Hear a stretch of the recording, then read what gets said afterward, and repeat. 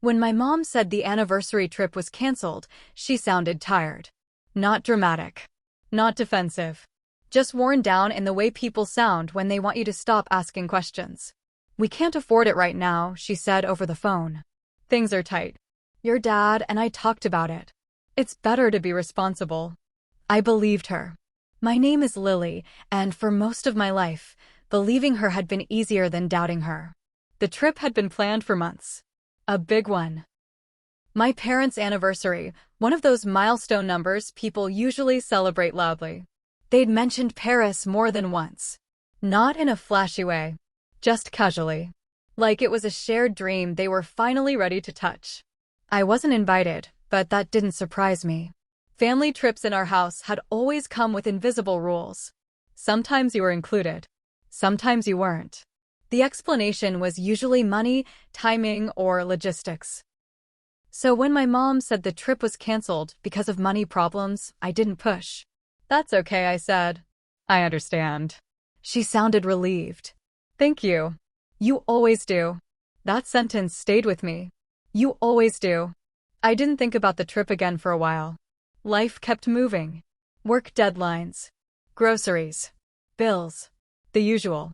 Then, a week later, I opened Facebook on my lunch break. I wasn't even looking for anything specific. Just scrolling mindlessly, killing time before my next meeting. And there it was. My mother's profile picture updated. Eiffel Tower in the background. I froze. At first, I thought it was an old photo. A throwback. Something from years ago. I clicked. It wasn't one photo. It was an album. Paris Anniversary Red Heart. 99 photos. 99. I stared at the number like it might change if I looked away long enough. I opened the album. There was my mom, smiling in front of landmarks I recognized instantly.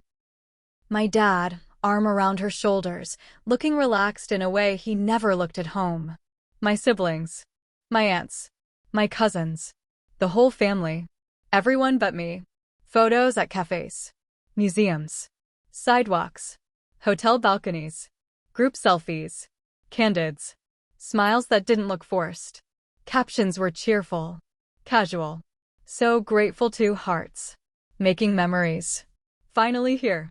My chest tightened, not with anger at first, but with something duller. Confusion. I scrolled slowly, counting without meaning to. 30. 40. 60. 90. 99 photos of a trip that was supposedly canceled. Because of money. I closed the app and stared at my phone, suddenly aware of how loud the office felt around me. Phones ringing. Chairs moving. Someone laughing near the printer. I felt separate from it all. I didn't call my mom. I didn't text. I didn't comment. I said nothing. That silence wasn't strategic. It wasn't revenge. It was instinct. I needed to understand what I was feeling before I gave it a name. That night, I went home and opened Facebook again. More comments had appeared. Beautiful family. Living the dream. So happy for you. My mom replied to nearly everyone. She didn't message me. The next day, she still didn't message me. Neither did my dad. Neither did my siblings. It was like the album existed in a parallel world, one where I simply didn't. I replayed the phone call in my head. "We can't afford it right now." I thought about the way she'd said responsible, as if this were a shared sacrifice. I wondered how many times I'd accepted explanations like that without questioning them. By the third day, the confusion hardened into clarity. This wasn't about money. It never had been. I didn't confront her because I already knew what she'd say. "Oh, that? It was last minute. We didn't think you'd want to come. We assumed you were busy. It just worked out this way." Excuses that sounded reasonable until you stacked them next to each other and realized they formed a pattern. I had always been the flexible one. The understanding one. The one who didn't make things difficult. So they'd made decisions around me. I stopped checking Facebook. I went to work. I cooked dinner. I lived my life. A week passed. Then my phone buzzed. It was my mom. "Mom, hey sweetheart. Are you free to talk?" I stared at the message for a long moment. My thumb hovered over the screen. I didn't reply right away. Another message came in. Mom, we're back. Everything was so hectic. I hope you're not upset. Not upset. I took a slow breath.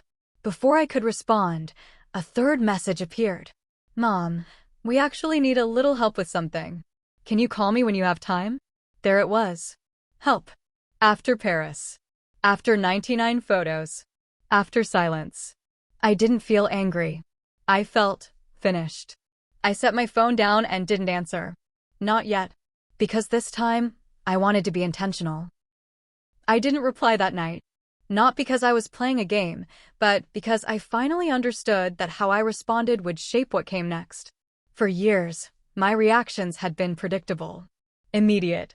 Forgiving. Convenient. This time, I let the phone stay dark. The next morning, there were 2 missed calls.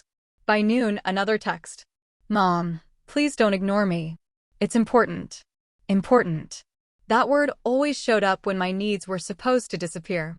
I waited until evening before replying. I saw the photos, I typed. 3 dots appeared instantly. Disappeared. Appeared again. Then nothing. 5 minutes passed. 10. Finally. Mom, oh those. I meant to explain. I leaned back on the couch, phone resting lightly in my hand. Explain what? I asked. Another pause. It wasn't planned like that, she wrote. Things just came together. I almost smiled. Came together how? I replied. She didn't answer right away. When she did, the message was longer. Your aunt found a deal. Your cousin wanted to go. It became a group thing. We didn't think it made sense to complicate it. Complicate. That was the word they used when my presence required effort. You said it was canceled because of money, I wrote. That was true at the time, she replied quickly. Then things changed. I closed my eyes. 99 photos didn't look like a last-minute change. They looked like intention. You didn't tell me, I typed. There was no immediate response. I imagined her rereading the sentence, trying to find a way around it. We assumed you'd be busy, she finally wrote. And you didn't ask. That one stung more than the lie. I didn't ask because you said it was canceled, I replied. Silence again. Then the message that mattered. We need help, she wrote. That's why I reached out. There it was, stripped of pretense. I stared at the screen, feeling something settle inside me, not anger, not hurt, but a steady resolve. What kind of help? I asked. Her response came quickly this time. Your dad miscalculated some things. Expenses. We're a bit short this month. Just temporarily. Of course. Paris had been full of smiles, but the bill had followed them home. How much? I asked. She hesitated. I could tell by the delay. It's not a huge amount, she wrote. We just need a bridge until things settle. I thought about the times I'd covered my own emergencies alone. The months I'd stretched groceries. The nights I'd told myself it's temporary without anyone to bridge me through. I can't help, I typed. The typing dots appeared immediately. Why not? She asked. We're family. That word again. Family, used selectively, applied when useful. Because I wasn't family when you planned Paris, I replied. Her response was almost immediate, defensive. That's not fair. It's accurate, I wrote back. Another pause. Longer this time. Then. I didn't think it would hurt you this much. I considered that. You didn't think about me at all, I replied. That was the truth. Plain. Undecorated. She didn't answer for a long time. When she did, the tone had shifted. So what now? She wrote. I read that sentence several times. For once, she wasn't asking for help. She was asking where the line was. Now, I typed slowly, I stopped being the person you turn to only when it's convenient. I expected anger. What I got instead was something quieter. I didn't realize we were doing that, she wrote. I stared at the words. Realization, even late, still counts for something. But not everything. I'm not punishing you, I replied. I'm protecting myself. She didn't respond that night. The next day, my dad called. Your mom told me you won't help, he said, skipping pleasantries. Yes, I replied. Why? He asked, genuinely confused. I explained. Not emotionally. Not dramatically. I laid it out plainly, the call, the lie, the album, the request for help afterward. He was quiet for a long time. "We didn't think you'd want to go," he said finally. "You didn't ask," I replied. "That's true," he admitted. "We thought it was easier this way," he added. "Easier for who?" I asked. He didn't answer. That was answer enough. The days that followed were uncomfortable for them. I knew because the messages kept coming from relatives who suddenly wanted to check in, from siblings who acted like nothing had happened, but mentioned money a little too casually. I didn't engage. I wasn't cold. I was done filling gaps. One evening, my mom sent a final message. "I wish you'd told me you were hurt." I read it carefully. "I wish you'd told me the truth," I replied. That conversation ended there. I didn't block anyone. I didn't announce boundaries. I simply enforced them. And without my quiet willingness to accommodate, things became harder for them. Bills didn't bend. Schedules didn't rearrange themselves. Problems lingered longer without someone smoothing them away. They learned, slowly, that access to me had always been a privilege, not a guarantee. And as the weeks passed, one thing became clear. Paris hadn't been the betrayal. The assumption that I would still show up afterward had been. The message came late at night. Not rushed. Not emotional. Carefully written. I knew that before I even opened it. "Mom, I've been thinking about what you said. About Paris. About us." I didn't respond immediately. For the first time, I wasn't afraid of silence being misinterpreted. I wasn't worried about smoothing things over or making sure everyone felt comfortable. I had learned something important in the weeks since the album appeared. Discomfort tells the truth faster than politeness ever does. Another message arrived. "Mom, I never meant to make you feel left out." I read it twice. Intent again. Always intent. I typed slowly. "I don't feel left out," I wrote. "I feel clearly placed." There was a long pause before the reply came. "Mom, that hurts to read." I stared at the screen, then answered honestly. It hurt to realize. She didn't respond right away. When she did, the tone was different, less defensive, more uncertain.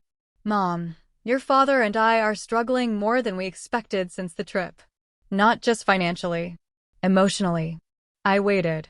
"Mom, we've had to admit some things we didn't want to see." That was new. "Like what?" I asked. Several minutes passed. "Mom." "Like how often we leaned on you without including you. How we assumed you'd understand. How we decided for you instead of with you." I set my phone down and took a breath. This was the conversation I'd imagined so many times, and yet it felt strangely distant now, like something that mattered less than it once would have. Another message followed. "Mom, I know I asked you for help at the wrong time. I shouldn't have done that." I picked up the phone again. "I'm not angry," I typed. "But I'm not available in the way I used to be." She responded almost immediately. "Mom, does that mean you're cutting us off?" I considered the question carefully. "No," I replied. "It means I'm not filling gaps anymore." There was a pause. Then, "Mom, what would it take for things to feel normal again?" Normal. That word used to mean quiet sacrifice. Now it meant something else entirely. Normal for me, I wrote, means honesty before convenience. Inclusion before assumptions. And no asking for help after I've been excluded. She didn't reply right away. When she did, it was shorter. "Mom, I understand."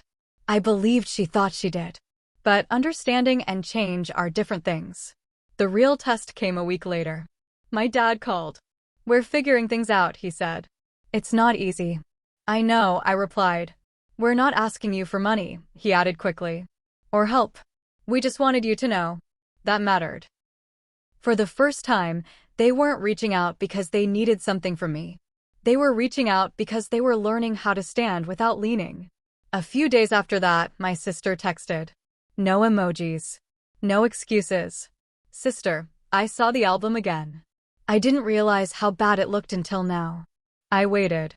"Sister, I'm sorry I didn't think about how it would feel for you." I replied simply, "Thank you." She followed up. "Sister, Mom's been different since Paris." Quieter. I wasn't surprised. Trips end. Photos stop getting likes. But the consequences come home with you. Time passed. Not dramatically. Not cleanly, but steadily. I stayed connected on my terms. I answered messages when I wanted to. I visited occasionally, but I no longer rearranged my life to make things easier for them. And something unexpected happened. They adjusted. Slowly. Awkwardly. Imperfectly. They stopped assuming I'd say yes. They stopped making plans without mentioning them. They stopped asking for help as if it were owed. One evening, months later, my mom sent a final message that told me everything I needed to know.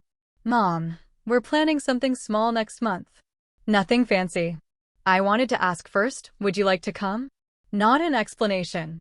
Not an excuse. A question. I smiled. I'll let you know, I replied. And for the first time, that answer felt powerful. She had told me the trip was canceled because of money. I believed her. A week later, I saw 99 photos of Paris. I said nothing. And in that silence, I finally stopped being the version of myself they took for granted. When she asked for help afterward, I didn't reply the way I used to. I replied with boundaries. And that changed everything.